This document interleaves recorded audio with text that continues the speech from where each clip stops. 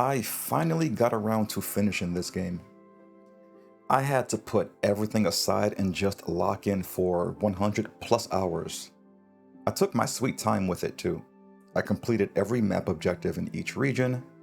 I pretty much did all but one side quest, which was the Party Animal Challenge at the Golden Saucer. I also didn't finish the Pirate's Treasure map, Gilgamesh's Island, and the Queen's Blood questline. I can safely say I completed about 95% of the game and got everything I wanted out of this playthrough. I sat on my thoughts for a while and really let everything sink in. Now that I've had time to reflect, I'm floofy, and here's what worked for me and what didn't in Final Fantasy VII Rebirth. Let's start with the good, because there's a lot that this game gets right. One of the first things that really stood out to me was the presentation. It goes without saying, this game is beautiful. The characters, the music, the locations, the visuals, they nailed it, man. And the vocal performances too. I played the game in Japanese and they absolutely knocked it out of the park. Just an amazing job all around. They managed to bring this world to life in ways I wasn't expecting. You can feel the love and attention that went into every part of it. Saying otherwise would honestly be disingenuous.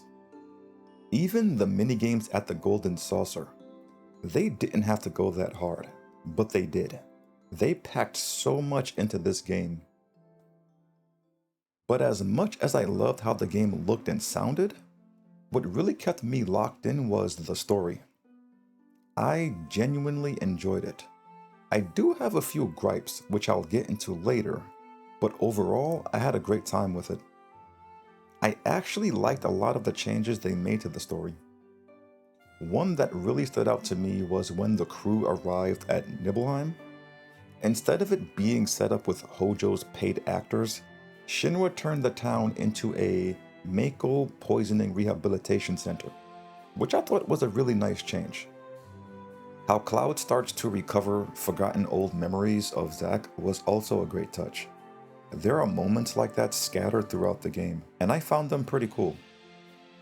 On another note, they managed to make me like two characters I wasn't too fond of in the original, that being Yuffie and Kate Sith. I can't believe how likable they made these two, especially Yuffie. She gives off those annoying little sister vibes in the best way.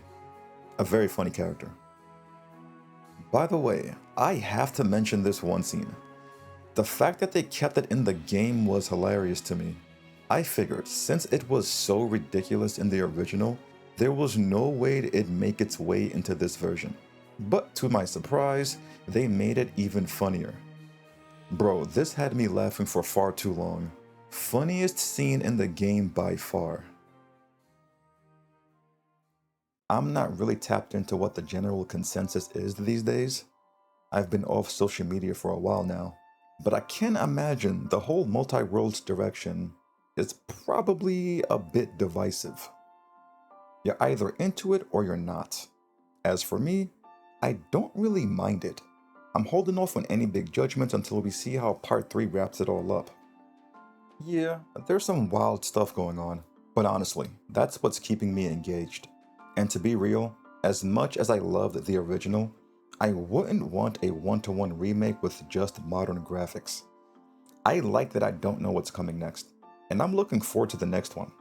There are so many questions I need answers to. Now this is where the praise ends, because I got quite a bit to complain about, and most of it has to do with the gameplay. Let's start with the biggest one. The combat system. It's weird, man. Sometimes it's fun, other times it's downright miserable. It really depends on what I'm fighting. Against overworld enemies or mini-bosses, pretty fun. But major bosses and flying enemies? Just awful, man. Honestly, I wish they had fully committed to either turn-based or action. Turn-based combat gives me time to strategize, make decisions, and take in the visuals. Action combat is more like a dance. It's all about the movement and flow. But combining the two, you kind of lose the strength of both. What we get feels messy. I had a miserably fun time with the combat. That's the best way to describe my experience. This was the first RPG in a long time where I actually dreaded major boss fights. I don't remember the last time I felt that way, and it's not just the enemies. The party AI isn't great either. They attack whoever they want, and unless I'm missing something, I couldn't force them to focus a single target, at least before staggering them. So anytime there were more than 3 enemies on the field, it just turned into chaos, like a battle royale. Swapping between characters didn't help either. The moment I switched, enemies would instantly beeline to the new POV. Like, why is that still a thing? It kind of defeats the whole point of swapping characters. And then there's the ATB bar. This is the thing that makes the combat feel so sluggish. I get that it speeds up later with better gear and materia, but still, the worst feeling is trying to cast a heal only to get slightly nudged and lose the bar and the mana. Like, come on, man. If a spell gets interrupted, I should at least keep my resources. That doesn't seem like too much to ask. Honestly, I think starting with 2 bars should be the default. That alone would make the combat feel way better. Another fix? Let me have 4 party members in battle. 3 felt like it was too limiting. The rest of the squad just hangs back and throws out the occasional attack anyway. Let me just bring in 1 more so I can run Cloud, Tifa, Aerith, and Barret. The dream team. For some reason, the combat actually feels worse than it did in Remake. I can't quite put my finger on why, but I don't remember having nearly as many issues before. I kept thinking to myself, man, I really wish they went with Yakuza's Like a Dragon combat system. Like, there's still room for innovation when it comes to turn-based combat. Moving around materia is still a pain, but at this point, I've just accepted that as one of Final Fantasy VII's quirks. I honestly don't see how they could make it any less tedious without a complete overhaul. Character progression didn't feel all that great either. Leveling up didn't feel impactful. It was just kind of happening in the background. The talent tree felt lackluster. Gaining 3% more elemental damage or 3 extra MP doesn't feel exciting. It just felt like fluff, padding. And those team synchronized attacks? I really think they should have just unlocked naturally as you leveled up. There were some cool limit break 3s you could unlock, but by the time I got some of them, I was already near the end of the game, and I never felt the need to use it, nor did I find the opportunity. Where the combat at least had its fun moments, the open world is where the real issues started to show, especially after Junin. The environments are gorgeous, no doubt about that, but the way you interact with them started to wear on me after a while. And once I got to Gungaga, 2 major issues really stood out. First, the map objectives. In most RPGs, I'm the kind of player who likes to knock out every side quest and map marker before moving the story forward. Not for completionist bragging rights, I just want to see all the character interactions and lore the game has to offer. Plus, I like being overleveled. It's my thing. The problem is, the objectives don't evolve. They're the same across every region, just recycled with different cutscenes or enemy types. It honestly started to feel very Ubisoft. A better approach would have been to tailor the objectives to each area, like putting more boss fights in Gungaga because of the reactor, or more livestream focused stuff near Nibelheim. Something to make each region feel unique and meaningful. That's not to say I didn't enjoy the extra dialogue and lore. I did, but it could have been handled way better. From a design standpoint, I genuinely don't know what they were going for. The game looks open world, but you interact with it like it's still a linear experience. And again, it wasn't until Gungaga that this really started to frustrate me. The whole appeal of an open world is being able to choose how you get from point A to point B, at least in most games. In Rebirth, you can't climb or jump onto most things unless the game explicitly tells you that you can. Something that's especially noticeable in areas like Gongaga and Cosmo Canyon, which kind of defeats the whole point of having an open world to begin with. At this point, I honestly wish the game had just committed to being linear. Alright, now that the gameplay stuff's out of the way, let's talk about a part of the story that didn't sit right with me. This one I hated the most. It's how they handled Evil Cloud. I get that this is kind of a consequence of breaking the original game into 3 100-hour parts, but man, I hated this version of him by the end. Which is a shame, because they actually did a great job making him more likable throughout most of the game, only to completely butcher his character in the final stretch. It got to the point where every time I saw that damn falling black feather, I'd just roll my eyes. Like, okay, what is he going to do now? I didn't even want to play as him during the last 2 chapters, just a complete butthead. And to make things worse, he puts the black material orb into his sword at the end, which means we're going to start the next game playing as evil butthead Cloud for who knows how long.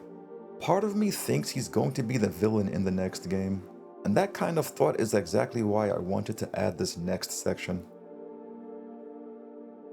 I wasn't exactly sure how to categorize some of these thoughts, so I'm just dropping them here.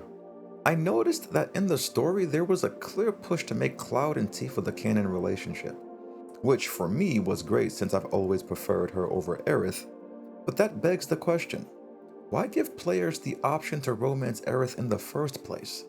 It's clear as day that they're setting up a reunion between Aerith and Zack in the next game, so what was the point? And speaking of Zack, is it just me, or did his presence in the story basically guarantee that Aerith was going to die? The second I saw Sleeping Beauty Aerith in Zack's world, the first thing that popped up into my head was, yep, she's going to die and wake up here. Think about it, why else would they re-release Crisis Core? So when Aerith's death happened, I wasn't shocked. If anything, I just kind of shrugged. The way they handled it felt strange. There were so many things happening all at once, I didn't really have time to feel anything but confusion. And then she shows up at the end during the fight with Sephiroth, which made me go, wait a minute, so is she dead or not? Like, what is this? That said, even with all that chaos, I still found this scene to be quite beautiful.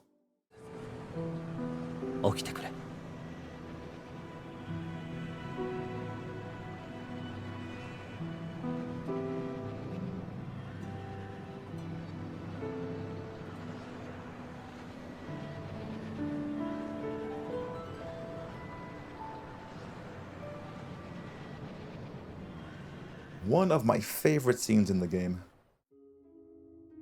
I'll admit, right after finishing the game, I was a bit annoyed. Mostly because they skipped the Aerith send-off scene entirely. That's where the emotional weight would have been. But the more I sat with it, the more it started to make sense why they'd hold off on such an iconic moment. Let's move on to predictions. They didn't give us that send-off scene because, in the original game, that moment signified the end of Aerith. She was no longer playable, removed from the party, gone, at least physically. I'm 100% convinced that they left it out on purpose because she's not done yet. She's still going to be playable and part of the story in the next game. Sleeping Aerith is going to wake up, as I said earlier. And that's one of the ripple effects of introducing multiverses into the story. Think about it. We basically saw 2 Aeriths die in this game, and there's still one left. And don't forget, we've got an extra Cloud too. In this kind of setting, death doesn't carry the same weight. It's clearly why they skipped the farewell scene. She's not really gone, so the emotional payoff isn't meant to come yet, if at all. But here's the problem, and I'm playing devil's advocate here. Once you start thinking too hard about all this, the story starts to unravel a bit. Technically, the original Final Fantasy VII is still canon, That's made pretty clear with Cloud getting flashes of OG's events in Remake. But those weren't glimpses of the future. They were glimpses of the past, which means that aside from maybe Nanaki, everyone in the original timeline is dead. So what we're playing now is essentially some kind of fan fiction. And that brings up a tough question. Why should I care? Now personally, I still care. I'm fully invested and excited to see what comes next. But I can understand why some people wouldn't be. The multiverse approach makes everything feel more abstract, and the consequences, especially around death, start to lose their sting. Now about Cloud. I mentioned earlier that I think he's being set up to be the villain in the next game. There are two things that point me towards that theory. Number one, Sephiroth asks for his help and suggests that Cloud doesn't fully understand what's going on. His vision is, well, clouded. Number two, we still have that extra Cloud in Zack's world. The extra Cloud. Now this is a bit out there, but with multiverses in play, anything's possible. I think something's going to happen to evil butthead Cloud, and that'll trigger the other Cloud to wake up. He'll team up with Zack and Aerith, and we'll get some wild world-hopping shenanigans. I could definitely see that happening. That said, I'm extremely curious to see how they're going to explain all of this, and more importantly, how they plan to wrap it up, especially this scene. I need to know what that was about. How is Zack sitting in front of the same church Sephiroth walks into to kill that Aerith when they're not even in the same world? Anyways, let's give this game a rating. I'm going to be giving Final Fantasy VII Rebirth a solid 9 out of 10. I know. As much as I dumpstered all over the gameplay, I still had a great time. When it comes to RPGs, or any game for that matter, I'm all about character interactions, meaningful moments, and a world I can get lost in, and this game absolutely over-delivered in that department. I've always been a story first over gameplay kind of player anyway, so as long as the story keeps me engaged, I'm in. And with Final Fantasy VII Rebirth, I'm definitely in. Sure, the combat has its issues. Some of the major boss fights were rough, and Gangaga's traversal was a hot mess. But all things considered, I had a genuinely great time with the game overall. And that pretty much wraps it up. Final Fantasy VII Rebirth definitely has some rough spots in the gameplay department, stuff I hope they can tighten up in the next one. But when it comes to the story and character moments, it delivered some of the best I've seen in recent memory. Even with all that head-scratching multiverse stuff, I'm genuinely excited to see where this story goes next. But hey, that's just how I felt about the game. What about you? Did you love it? Hate it? Somewhere in between? Let me know your thoughts down in the comments. I'd love to hear your take on everything that went down. If you enjoyed the video, consider dropping a like and maybe subscribing. It really helps out and lets me know you're into this kind of content. Thanks for watching, and until next time, have a good one.